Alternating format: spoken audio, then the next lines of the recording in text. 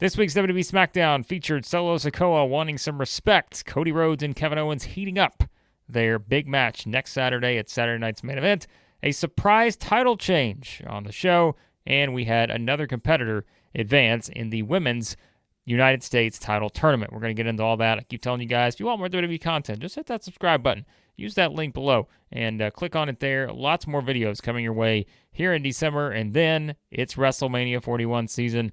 Lots of videos pretty much daily here at Wrestling Reaction. Appreciate you supporting the channel. But let's get into things on SmackDown. We'll get to Cody and Kevin Owens in just a second, but we did get pretty much a confirmation of what's next for Solo Sikoa and his version of the Bloodline. As we saw them a member short here, as it was revealed that Tanga Loa suffered a torn bicep, has already had surgery. He's out indefinitely, so we will not be seeing Tanga Loa here with this group right now, and now we can kind of know where we're headed here coming out of the match where Solo's team did lose, unsurprisingly, to Roman Reigns and company in that one, and this was really a visual here that I think kind of told us a story as to where we're about to head next, and we knew this coming out of Survivor Series, right?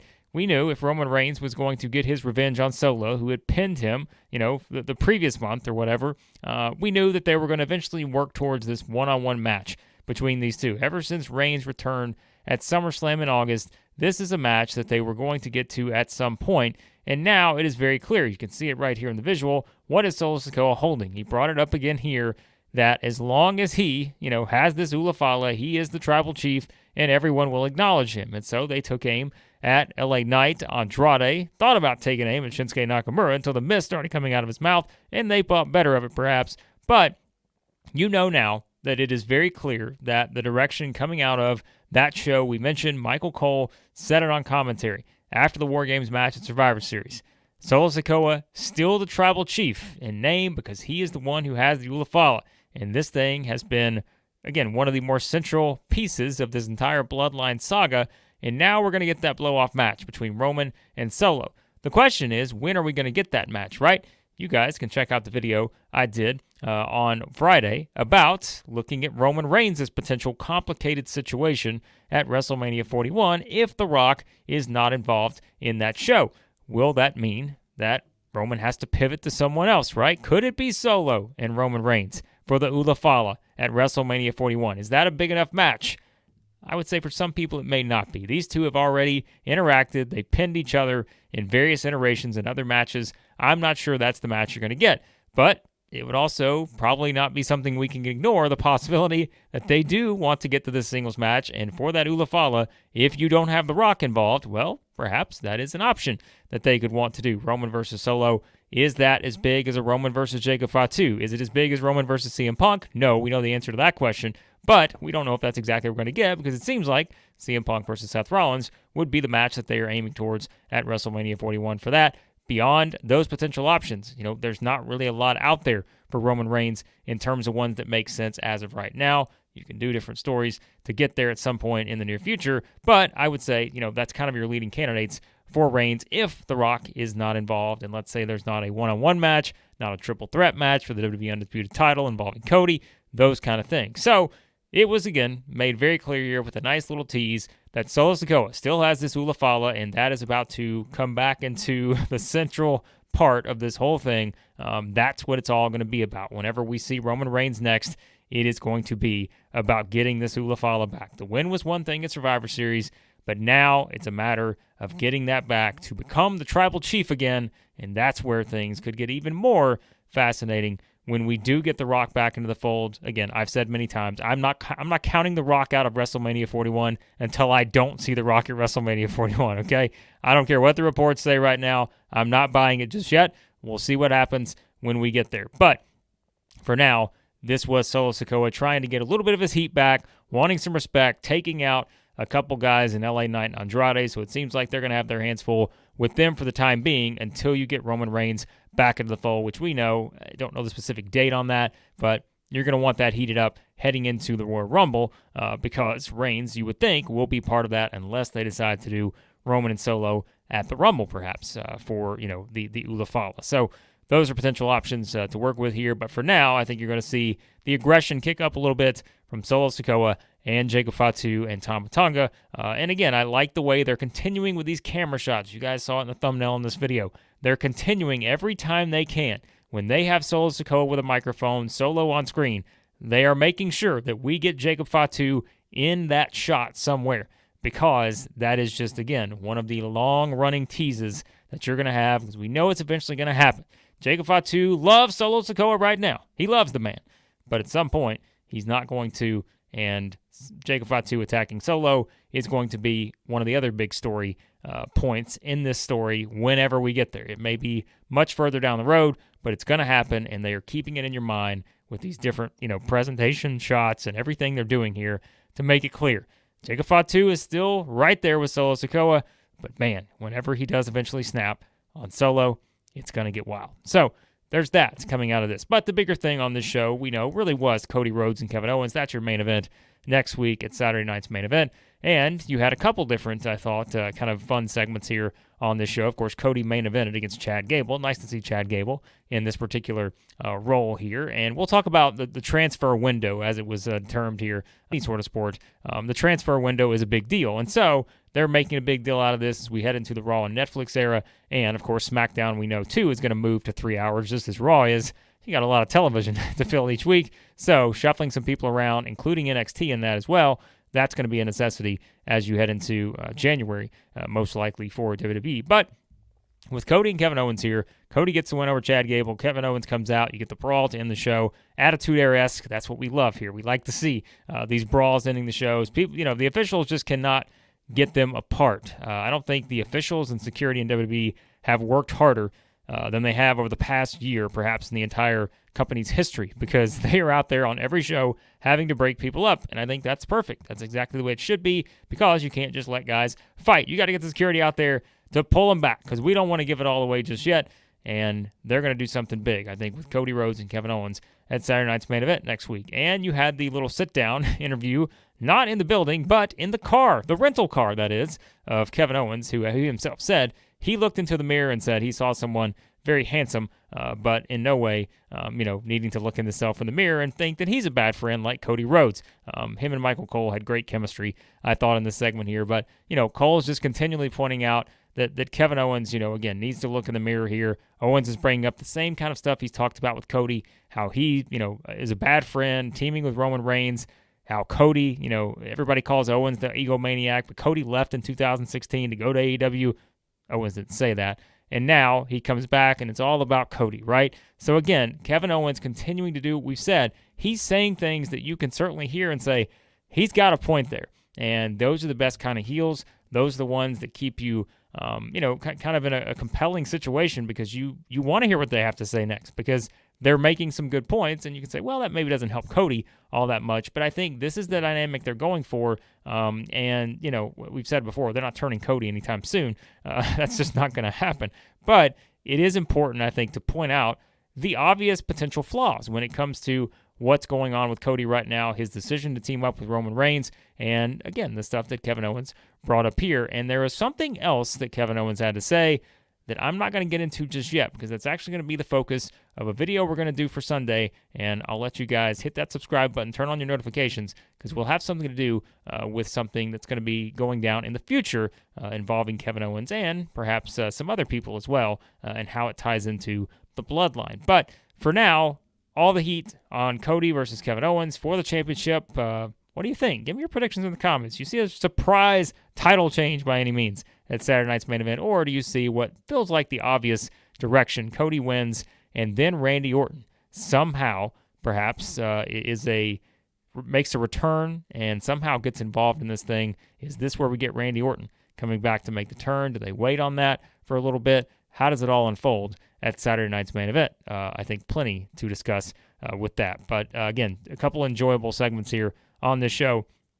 Cody getting the win over Chad Gable, and I thought the stuff with Kevin Owens and Michael Cole was really good stuff to keep furthering the character of Kevin Owens, and again, saying some things that I think are certainly true when you look at it from his standpoint. But let's go back to the transfer window for a second, because we talked about it. I mean, it's definitely a big thing here. You had multiple people show up on this show. Gunther was there talking to Nick Aldis. You had Dominic Mysterio talking to Aldis in the background. There may have been others that I missed in some of the backstage segments, but there definitely is, something to this, and I think that there's nothing wrong with freshening up the rosters, right? As you go into a new era, the Netflix era, as Triple H has deemed it, and you have SmackDown moving to 3 hours here, which is going to happen. Everything in January is going to culminate into 2 extra hours of television for WWE each week on the main roster, and I think when you look at how big this roster is right now, that's why they've introduced the 2 women's mid-card titles as well, but freshening up the roster is going to be important. And I keep saying,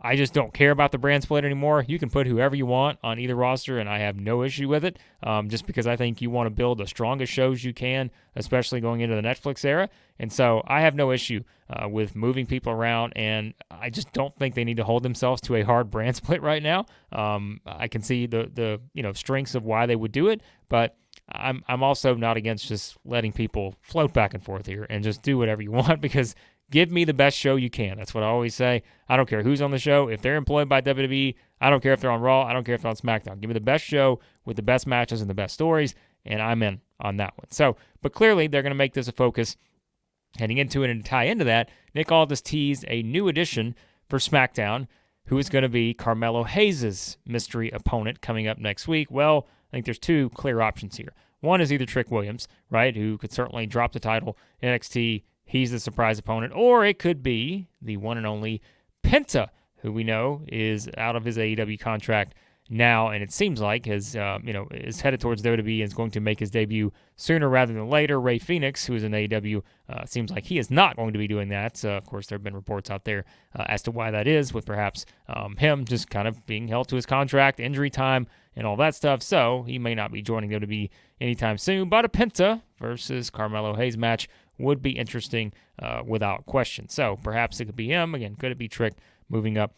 There are multiple options, but I think those are your top 2 probably for Carmelo Hayes' opponent heading into next week. So now we get to the surprise title change, which was DIY winning the Tag Team Championships from the Motor City Machine Guns. I think it was, a 42-day reign for Alex Shelley and Chris Sabin. They had sort of the shock debut where they win the titles right off the bat from the Bloodline. You immediately establish them as a tag team to be reckoned with. But now they lose the championships to a turning DIY, Johnny Gargano and Tommaso Ciampa. We know that it was really been all about Ciampa being the person who has, kind of been teasing the turn and how he's been frustrated and all this other stuff. Well, what do you know? It's professional wrestling, and it was a ruse, folks. They pulled one over on us, as it was Johnny Gargano hitting the low blow on Chris Sabin during this match after Ciampa got the steel chair, got up on the apron, the referee distracted, and then from there, they hit the double team finisher. They kind of laughed this whole thing off as if this was their plan from the start. Afterwards, you had them celebrating in the back with Candice LeRae, who was a very well-established heel. So that's kind of your story here. We all kind of thought this was coming, but, they kind of teased it and let it sort of hang in the air a little bit to make you wonder if there were other options. And just like, really think about it. If you go back to the stuff with the New Day, right? We thought we were about to head towards a Kofi Kingston versus Xavier Woods singles, feud. These two are about to go their own ways as single stars again and all that. Kind of maybe, we're pointing us in the same direction with these two in DIY. Not to be the case. Now they're stronger than ever as they turn heel. So you kind of had 2 big heel turns from these 2 tag teams this week, except for one has won the championships, and I don't think you'd be surprised at all if the New Day win the championships here in the near future on the Raw side. So DIY, your new tag team champions, that freshens them up a little bit, gives them something different to work with, also gives the Motor City Machine Guns, a reason to now come back for the rematch, and it also gives the Street Profits reasons to come back for a match as well, since they were supposed to be in the match to challenge Alex Shelley and Chris Sabin, but were taken out by these mysterious people. We still don't know who it was, right? Because Johnny Gargano walked up right after and was trying to figure out what was going on. There's no way we should suspect him, right? But I think it's pretty clear now how this unfolded there on that. So that is kind of your story with new tag team champions. We'll see where we go from here with the tag team division, but I think you're going to have a pissed off Montez Ford and Angelo Dawkins trying to get those championships back from DIY here, who just took them from the Motor City Machine Guns. Meanwhile, speaking of championships, in the Women's United States title tournaments, Tiffany Stratton advancing, and now she's going to take on Michin, and we also know we're going to get Bayley, taking on Chelsea Green. So those are going to be your 2 matches next week to decide who's going to move on and get a shot for being the first ever Women's United States champion in WWE. No surprise to see Tiffany Stratton advance, and now you have to make your picks. Who's it going to be next week? Bayley or Chelsea Green, Tiffany Stratton or Meechin? What is going to be the match that we're going to get on that particular show for the championship? You guys let me know your thoughts on that. But again, not surprised to see Tiffany Stratton advance here. Speaking of, she advanced in a match that involved Naomi, and you did have Bianca Belair and Naomi backstage, having a couple different interactions. And then they had the one where Byron Saxton asked them, who do you think? Who do you think did this to Jade Cargill? Well, Naomi lists off a huge list of people, right? And, it's all the heels that were on the Women's War Games team there at Survivor Series. Meanwhile, Bianca saying she doesn't know who did it, but, she would basically take care of it once she finds out who did. So continue to point the fingers here as to who you think did it. You guys weighed in last week on, your top suspects in this. I think a lot of fingers still pointing towards Bianca Belair. We mentioned the Bayley theory and all that as it stands. And, of course, people have also had the theory that maybe this is Naomi, who could be someone who did it, since she and Bayley were the two that were seen in the parking lot with all this after, the attack and all this other stuff. So something to think about, and we'll see how they keep teasing this moving forward. I think we'll start to get some idea of where we're headed with this, but I still have my top suspect in mind, and we'll talk about it maybe in a video here coming up soon. But elsewhere on this week's edition of SmackDown, again, that was pretty much sort of your top stories on the show. I think the transfer window thing is probably one of the most compelling parts, just to see how they maneuver some people around on the roster as we move forward. I think that's going to be, very interesting. And so that's definitely, going to be something where it's going to freshen up some different feuds, gives us something different to work with. And, I guess it's kind of like the draft, right? But they're just deeming it the transfer window. And like I said, I think that's important for what they're going to try to do here moving forward. As Raw moves to Netflix, 3 hours there. SmackDown USA now, 3 hours there as well. So you got a lot of television to fill, moving some people around. You're going to have more matches, more stories, and more content. Nothing wrong with that for WWE. Nothing wrong with that for Wrestling Reaction as well. So I appreciate you guys watching as always. Let me know your thoughts on this week's edition of WWE SmackDown. What are you excited about coming out of this? Again, what do you think's next in terms of Solo and the Bloodline? And what do you think is going to happen with Cody and Kevin Owens as we get towards Saturday night's main event? We'll make our predictions next week for that show. Got some big title matches as well already building up for that one. So give me your thoughts on this week's SmackDown. Hit that subscribe button. I keep telling you guys we're going to start doing a lot more regular videos. If you remember how we were back in the day, several months ago, we were doing videos every single day. Again, real life kind of, can get a little busy sometimes, but we're back to trying to do that right now. So appreciate you guys. Hit that subscribe button. Let me know your thoughts on this week's edition of WWE SmackDown.